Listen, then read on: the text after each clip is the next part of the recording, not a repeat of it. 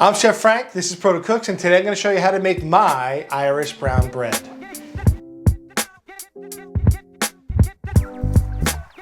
I'm excited to say for the first time since we started the channel, we have some new merch. We have salty teas, salty hoodies, salty coffee mugs, and salty pints. It says Protocooks on the back. Get yours in the description now. My obsession with learning how to make Irish brown bread started this past summer. We took a trip with the kids to Ireland to visit my wife's aunt and uncle, just to see where her parents grew up and see the places where they lived their life when they were still there. And we had a lot of really great Irish brown bread. I've had Irish brown bread before, you know, like sometimes for holidays, someone would go to the Irish store in Jackson Heights, Queens, and buy a loaf of Brennan's brown bread, which is really good, but I think that I've cracked the code and mine is much better. This past summer, we traveled all throughout Ireland. We started in Dublin, drove across to Galway, went up to Mayo and Sligo, and then we went to the Giant's Causeway up in Antrim. So we kind of did this big loop around, and pretty much everywhere we went, when I had a chance to try brown bread, I did. And normally you'll see this served with something like a soup or a side dish, because it goes particularly well with like a vegetable soup or like a nice meat soup, a little bit of Irish butter, like some Kerrygold. This brown bread is actually a soda bread. Now, my mother-in-law never made this bread. She used to make Irish soda bread, which is the one with the raisins. So I couldn't really like use that recipe to make this. So I did a lot of research. I tried a lot of batches, and I finally came onto something that I really enjoy. But this was never really something that my mother-in-law baked. If you want to see her recipe for Irish soda bread, I'm going to link it here or here, somewhere on the screen. For my brown bread, this is what you're going to need. All-purpose flour, whole wheat flour, salt, baking soda, milk powder, malt powder, wheat germ, butter, buttermilk, and molasses. I have 3 specialty ingredients in this bread that might not be common in everyone's pantry, but they are common in mine. First one is wheat germ. Wheat germ is part of the wheat berry. It is the inside piece of the seed that helps the seed grow. Wheat bran can be used too, but I find the germ has a better flavor. I also have milk powder. Milk powder is one of these things that you'll see in recipes once in a while when you're baking. I feel like the milk powder helps with browning. It helps with flavor. It helps with tenderness. It helps with richness. So I use whole milk powder. You can use non-fat dry milk powder as well. I also have malt powder. Now, this is not the malt powder you put in malted milk. This is specifically made for baking. And this, along with the milk powder and the wheat germ, I feel give this loaf a nice nuttiness, a nice kind of like brown crunchiness. The malt powder helps with not only flavor, texture, browning. It also gives a little sweetness to the bread. One of the things I love about this recipe is that it's really easy. It's not super complicated. So we're going to start with the dry ingredients and basically just dump everything into your bowl. I have my all-purpose flour, my wheat germ, my whole wheat flour, milk powder, malt powder, salt, and baking soda. So you get everything in there. And what I like to do is get a whisk and just whisk all these together, okay? Just so that everything's combined and there's no really weird lumps of anything. Everything's broken up and we can set that aside. My wet ingredients for my brown bread are buttermilk and molasses, and I like to mix these together before I put it into the dry ingredients. I feel like it just combines better. If this is combined, I can stir the dough less. So it's about 3 tablespoons of molasses, and then I like to whisk that together. By combining the molasses and the buttermilk, I can mix the whole batter a little bit less, and that's what I want.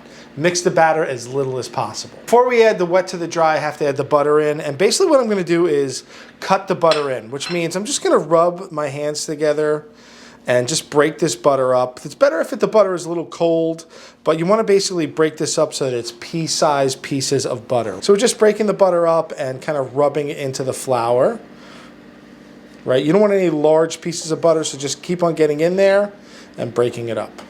And once it kind of gets broken up and you don't have any big lumps of butter, we're good to go. So you can see that it's kind of mixed in. It's a little lumpy. That's what we want. There's no big chunks of butter though. Before I mix the wet and dry ingredients, I'm gonna prepare my pan, and I'm just gonna use a little non-stick spray. You can use shortening, you can use butter. I've just had a lot of luck with this, so that's what I'm sticking with. It's time to mix the wet with the dry. I like to get a nice firm wooden spoon. If you use a spatula sometimes, it's really bendy, but a nice wooden spoon doesn't bend, so it's just easier to do, right? So just put all your liquid in.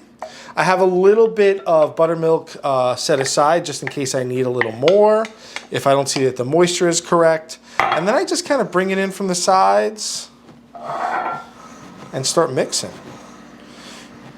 And I'm looking for a dough or a batter that is a little, just kind of a little on the wet side, actually. I like to see a little bit of moisture.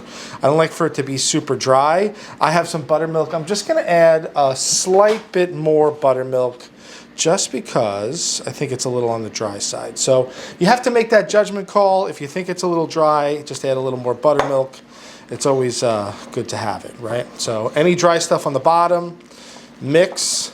And I'm not too worried about developing gluten here. I want to develop just a little, so I mix for about a minute and a half, 2 minutes. And I think we're good there. You can see it looks a little wet, and that's okay. So I have my pan here, and what I'm going to do is I'm going to just scoop it into my pan. Right, just get it in there, try to get it all in there, right? Scrape out all your dough or batter. Scrape it. And then what I like to do is just kind of pack it in there a little. But what I find helps a lot is if I have a little bit of water, right? So let me get this out of the way. I get my hands, just a little water on my hands, and you'll see that the batter or the dough doesn't stick. So I just pat it down with a little bit of water here. Just get some water on your hands and just make sure it's nice and even. So pat it into the corners. Make sure it's nice and even. So after I pack it in, I just kind of give a relief line down the center. And then I have a little more of my wheat germ. And I'm just going to sprinkle my wheat germ on the top. Just gives a little extra crunch. And then we can throw it in the oven. I have the oven set at 350 Fahrenheit, and it's going to take about an hour and 15 minutes. You got to be patient with this one. Bread's out of the oven. I like to take its temperature, right? This bread should be about 200 degrees in the center when it's done. And if you kind of learn the temperature method, your breads will be cooked properly each time. First thing I want to do here is get this out of the pan. So I have a rack. I kind of give it a little shake. Right?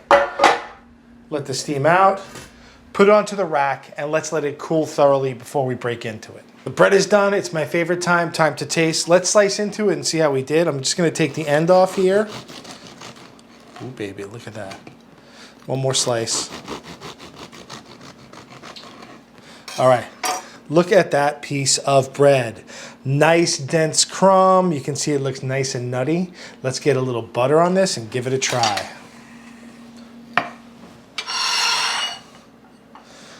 We do toast it here occasionally. I don't know, my butter's a little hard, so I'm just gonna put 3 big lumps of butter on here, right? Just let it warm up a little. Give it a taste. I took a big bite. The bread is moist, it's dense, it's rich. It's got that really nice whole wheat nuttiness. Having a little bit of Irish butter on it doesn't hurt. I hope you enjoyed this video. If you did, give us a thumbs up, like, and subscribe.